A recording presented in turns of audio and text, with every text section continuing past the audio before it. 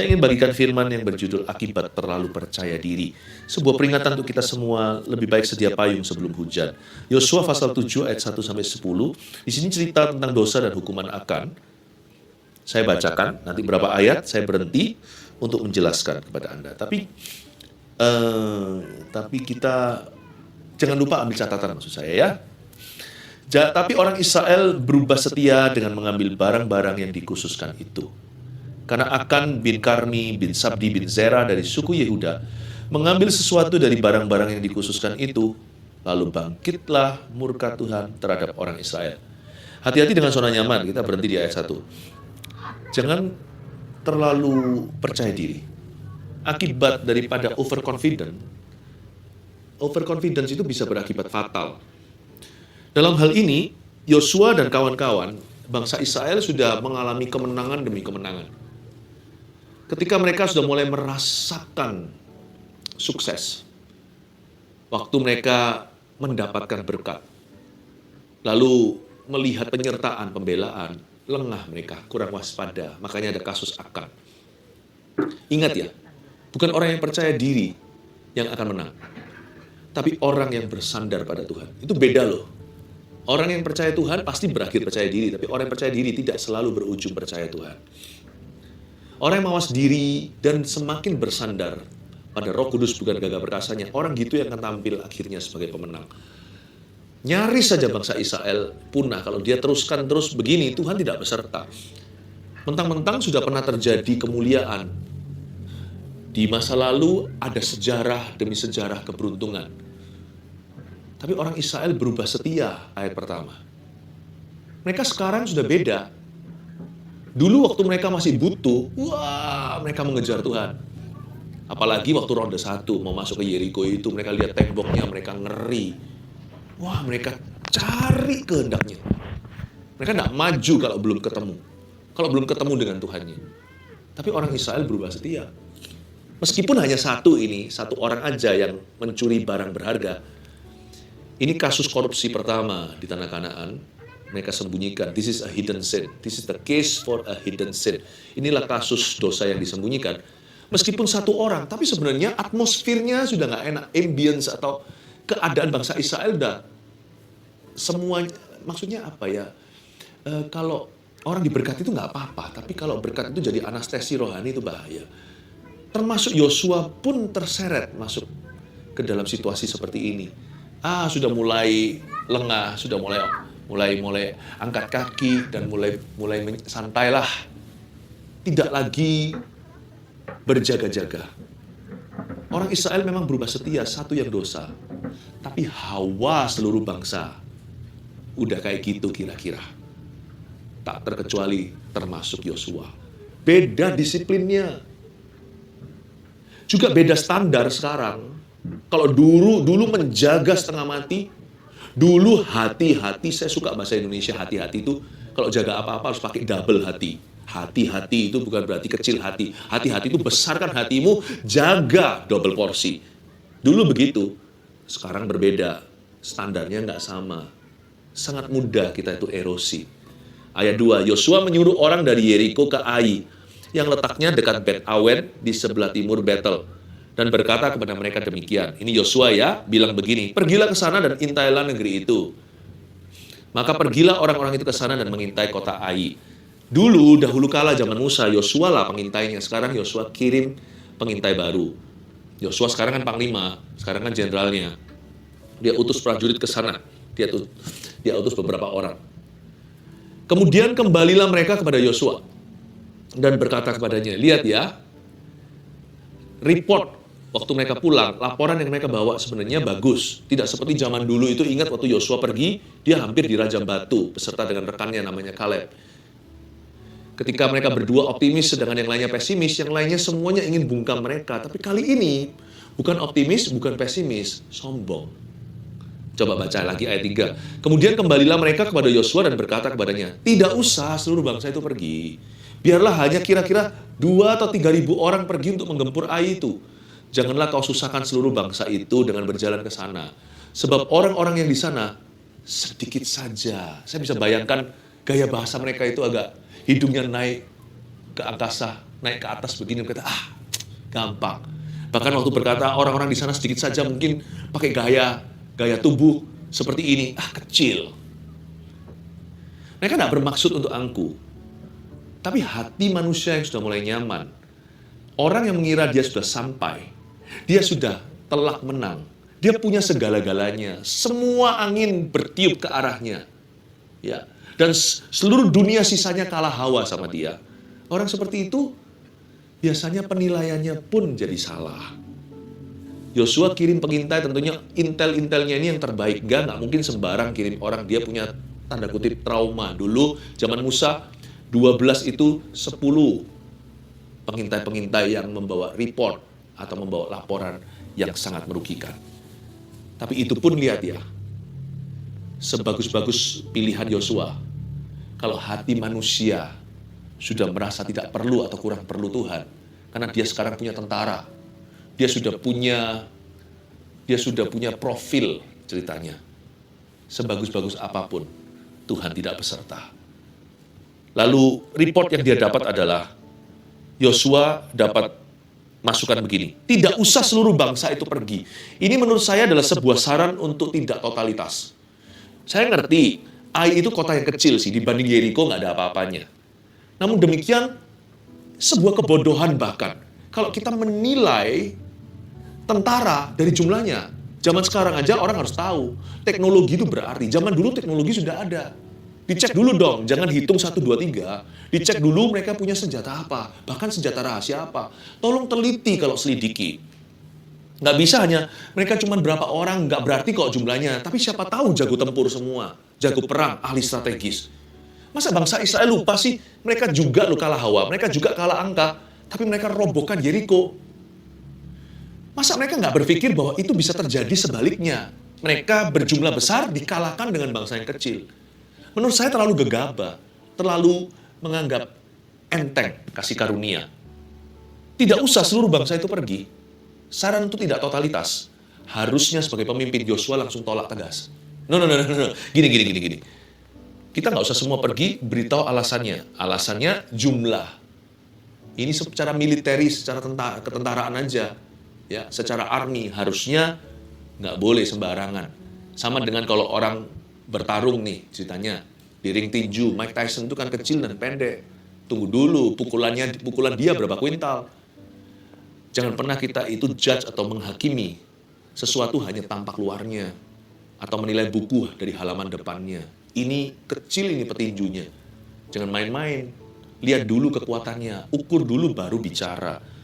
Tapi Yosua kok nggak bisa pikir gitu ya, padahal dia itu panglima. Itulah sebabnya kalau kita sudah nyantai rohani, bahaya. Tidak usah seluruh bangsa itu pergi.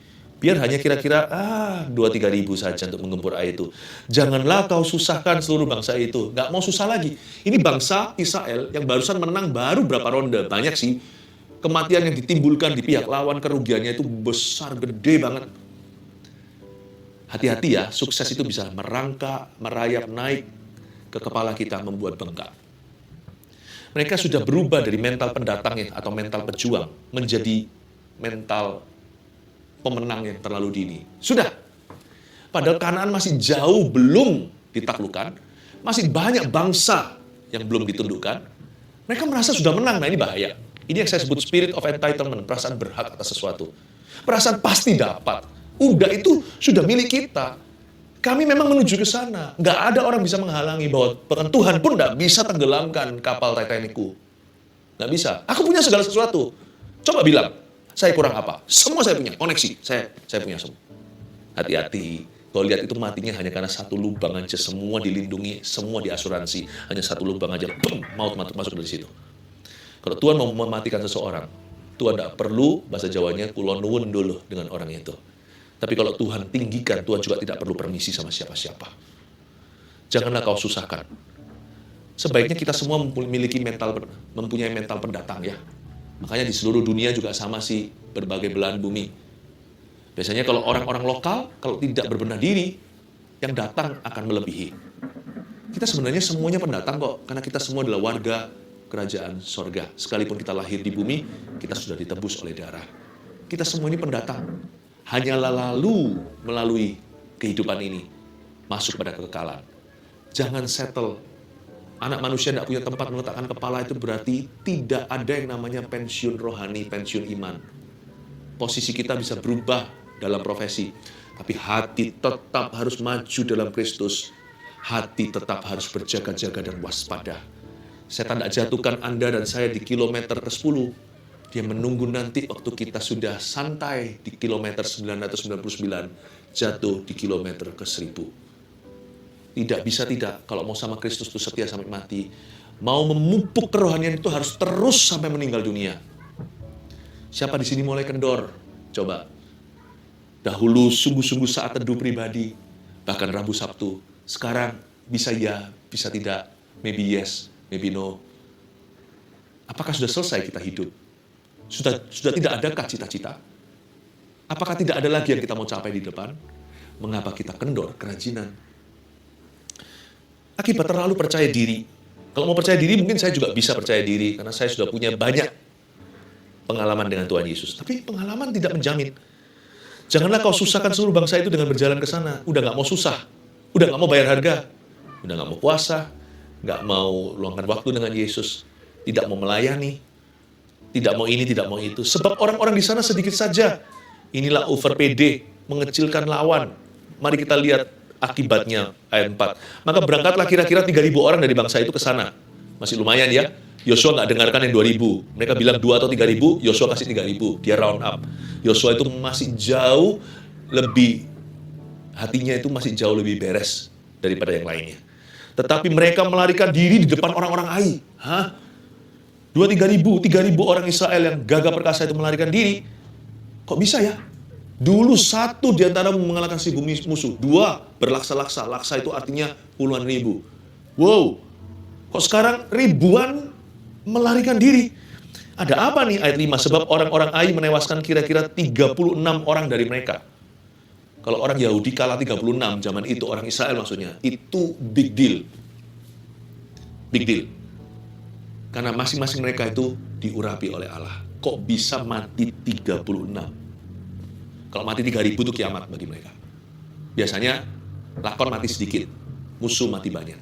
Ini 36 sudah rekor buat mereka. Karena di Yeriko mungkin tidak mati satu pun, karena roboh sendiri temboknya.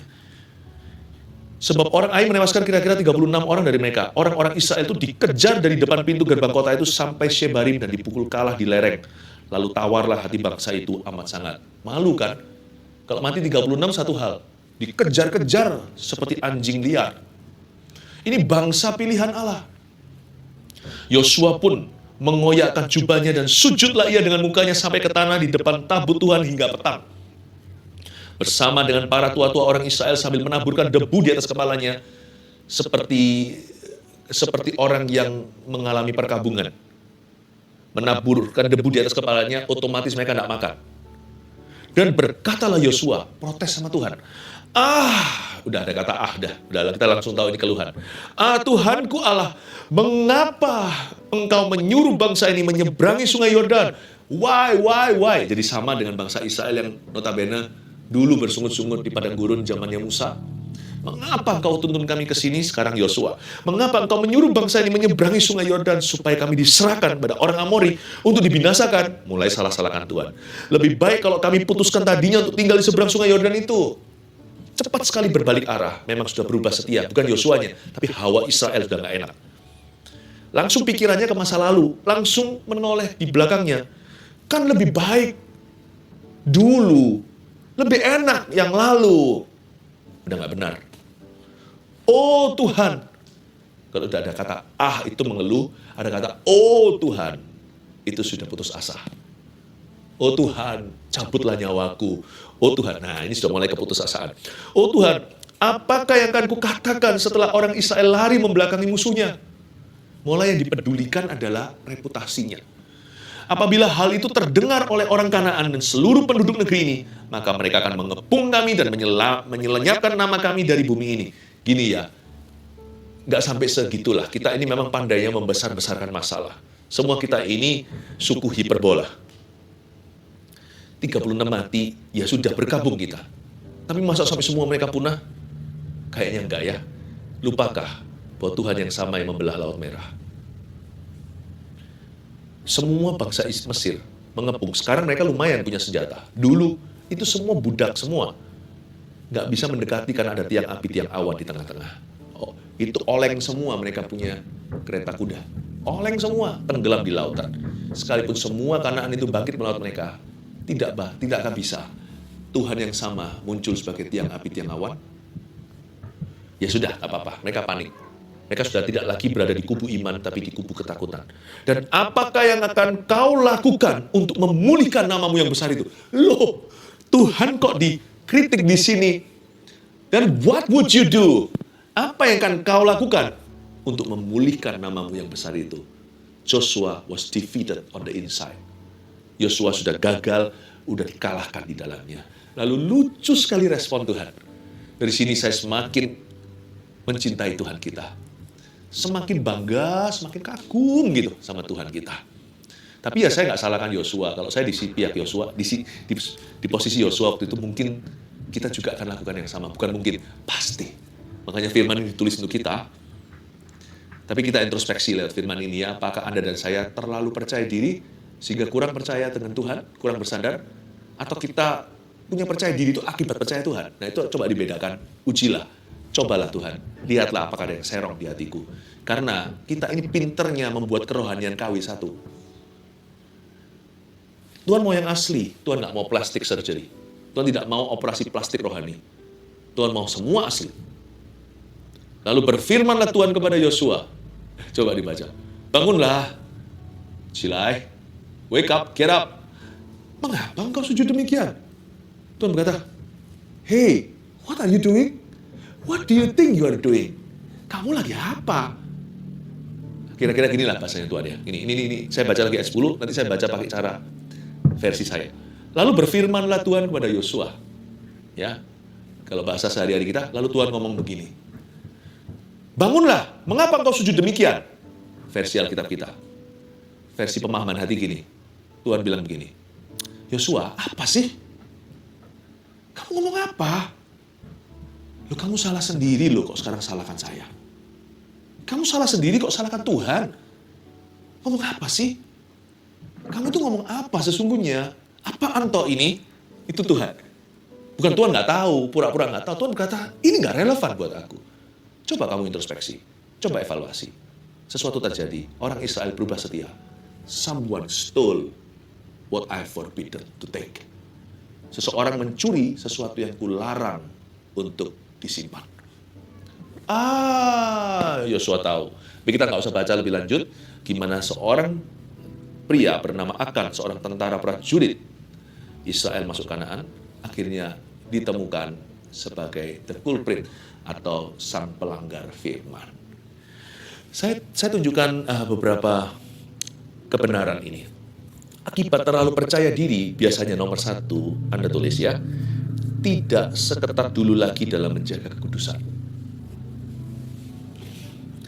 Akibat terlalu percaya diri, kita nggak akan seketat dulu lagi dalam menjaga kekudusan. Jadi mulai oke dengan kompromi kecil-kecilan. Coba lihat ya, dulu kita lebih menjaga. Semua kita mesti harus berkaca dan bercermin dengan Tuhan setiap hari. Karena sangat mudah untuk erosi. Nah bahayanya, erosi itu nggak terasa ketika terjadi. Dia kerasa setelah setahunan.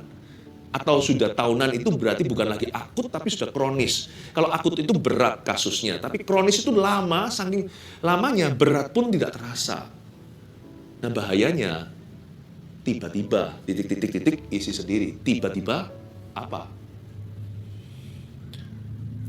Tidak seketat dulu lagi dalam menjaga kekudusan. Be careful with hidden sins. Hati-hati dengan dosa yang disembunyikan. Itu, nggak ketahuan. Hari ini nggak ketahuan. Nggak ketahuan minggu depan, bulan depan. Coba simpan ikan busuk di balik bajumu.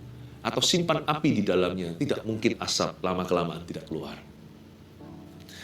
Tidak seketat dulu lagi dalam menjaga kekudusan akibat terlalu percaya diri. Yang kedua, akibat terlalu percaya diri, apa? Meremehkan musuh, sehingga tidak sungguh-sungguh. Inilah alasannya setiap orang yang punya toko, punya pekerjaan, pelayanan, mesti harus berbenah diri. Musuh di sini nggak tentu sungguhan musuh, tetapi persaingan sehat pun perlu dipertimbangkan. Apalagi persaingan nggak sehat. Tahukah Anda bahwa di luar sana ada banyak orang menunggu kejatuhan anak-anak dan hamba-hamba Tuhan? Ya, musuh kita itu, yang memusuhi kita mungkin orang-orang di rumah kita, tapi musuh kita bukanlah orang-orang di rumah kita, tapi serigala, karena kita adalah domba yang diutus ke tengah-tengahnya. Celakanya, musuh seseorang adalah orang-orang di dalam rumahnya. Tapi kita jangan memusuhi, jangan menganggap mereka adalah musuh kita yang ada di rumah kita.